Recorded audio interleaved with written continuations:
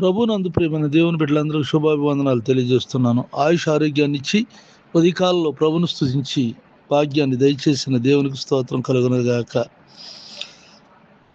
9 నెలల్లో తన భద్రతలోని కాపుదలలో ఉంచిన దేవుడు ఈ 10వ నెలలో ప్రవేశింపచేసిన దేవునికి మరోసారి నేను కృతజ్ఞతాస్తుతులు చెల్లిస్తూ ఉన్నాను. మీ అవమానమునకు ప్రతిగా రెట్టింపు ఘనత నొందుదురు.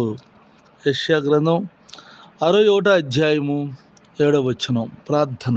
కృపగలిగిన మా తండ్రి, దయగలిగిన ప్రభా, ఈ ప్రార్థనలో ఏకీభిస్తున్నటువంటి నీ బిడ్డలు నాయనా, వారికి ఉన్న అవమానాలు, నిందలను అన్నిటిలో నుండి రెట్టింపు ఘనతను ప్రతి వారికి దయచేసి నెలంతా నీ భద్రతలో, నీ కాపుదలలో ఉంచమని, నీ కృపలో భద్రపరిచి కాపాడమని, వీళ్ళు ఇంట్లో నుండి బయటకు వెళ్తున్న, బయట నుండి ఇంటికి వస్తున్న నీ కాపుదల భద్రతను దయచేయమని, ప్రతి వారికి నెమ్మదిని, శాంతిని దయచేయండి ప్రభా.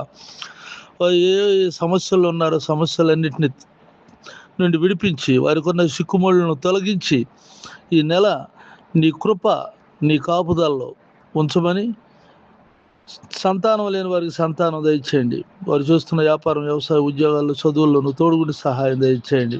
వివాహాలు కావాల్సిన బిడ్డలకు వివాహాలు దయచేయండి. అన్ని విషయాలు ఆదరించి మేలు చేస్తున్న దీవులతో నింపమని, నీ రాకడ కొరకు సిద్ధపరచమని, నా దేశాన్ని రక్షించమని, నాతోటి సేవకులైనటువంటి వారు చేస్తున్న పరిచర్యను దీవించమని యేసునామమున అడుగుచున్నాను తండ్రి. ఆమేన్. తండ్రి అయిన దేవుని దయ, ప్రభువైన యేసుక్రీస్తు వారి కృప, పరిశుద్ధాత్మకు తోడైనగాక.